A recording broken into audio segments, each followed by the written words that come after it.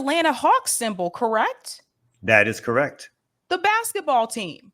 Who are owned by the Cox company or Cox Enterprises, which also owns the Atlanta Journal-Constitution, which is also a huge supporter of building Cop City, both financially through their foundations and editorially through the Atlanta Journal-Constitution. Have any of the NBA players been involved in stopping or protesting to stop Cop City? So far, not. We've not been able to reach the ball players directly and have them come out with a statement or even talk to them about coming out with a statement. Some of these are the same ball players who, again, doing Black Lives Matter or wore shirts that only said Black Lives Matter, but I can't breathe, or we can't breathe. But we have not been able to reach them to come out and firmly be against Cop City. And I will say, I mean, you know, a lot of local, so-called local celebrities, i.e. a Killer Mike or a T.I., folks who are connected, again, to the Atlanta Black political establishment, have also not come out against Cop City.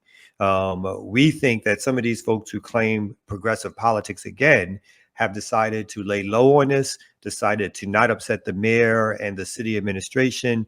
And again, that is the capitalist apparatus protecting itself, and basically the corporations and developers telling the lower level members of the capitalist class, let's say, or those who enforce capitalist rule, that they should not say anything and or be for this. And so we've had here a terrible inconsistency of those who claim to be concerned about Black people, concerned about issues of poverty, concerned about issues of public safety, even as far as concerned about police murders of Black people. They have not said a word about what possibly can happen once this largest police training center is created. I'm very disappointed about Killer Mike and especially T.I. T.I. went to prison. You know, boy, what a joke. JP Morgan and Chase, that doesn't surprise me. I feel like we talk about them every week. And of course, Wells Fargo also doesn't surprise me. They stole people's homes. So I wanted everyone to see this. I want you to see the corporations, and I don't think this is even all of them, but some of the corporations that are supporting this endeavor. Do you think that Atlanta is just the beginning in reference to a cop city? Do you feel like there may be more cop cities created across the United States? Yeah, most definitely. I think even before Atlanta, Chicago has created its version of a cop city.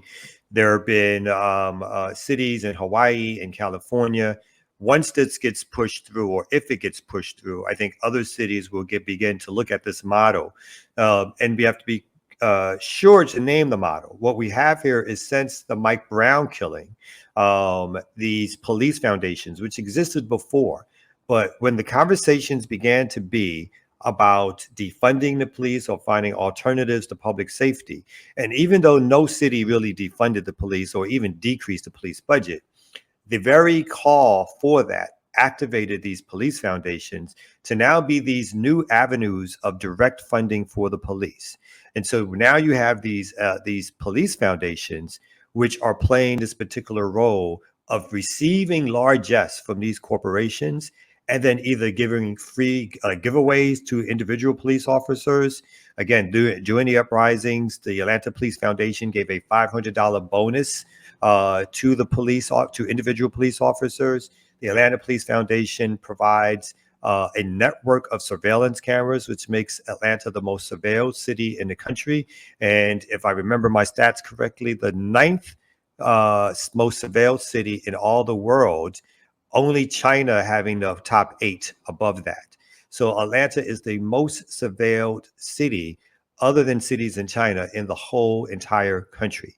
And that is due to the Atlanta Police Foundation. Do you feel like the entertainment business has helped or hurt Atlanta in reference to Cop City? So for those who are not aware, there are a lot of celebrities that live in Atlanta. I mean, you have Tyler Perry, you have Usher, like there's a lot of them there. Do you feel like that's helped in reference to Cop City? Have any of those people, like Tyler Perry's very vocal, Usher's very vocal, have any of those people stepped up to push back against this or offered any type of a statement? No, it's been the non-helpful variety. Tyler Perry in particular, the city council person who actually put forth the ordinance to develop Cop City, When that person lost their race, after they did that, they lost their city council seat to somebody who, at least at the time, was advocating against Cop City. Tyler Perry hired that person right away to work at their office, to work at Tyler Perry Studios. Tyler Perry every year now does a banquet to honor the police for their service in Atlanta. And so the conservative nature of celebrities who are trying to protect their wealth or their reputation, or who don't want to come out and make a strong stance against the city itself, that is what's held true. That these entertainers have either been silent, or they have capitulated, or they've been on the same side of the Atlanta Police Foundation via their silence or their public statements. And so they've been most of them have been of nil support or help in stopping Cop City. Donald Glover is another one. Any word from him? Nothing to my knowledge. Nothing at all. He said nothing. Interesting. He had a whole show called Atlanta, for those who don't know.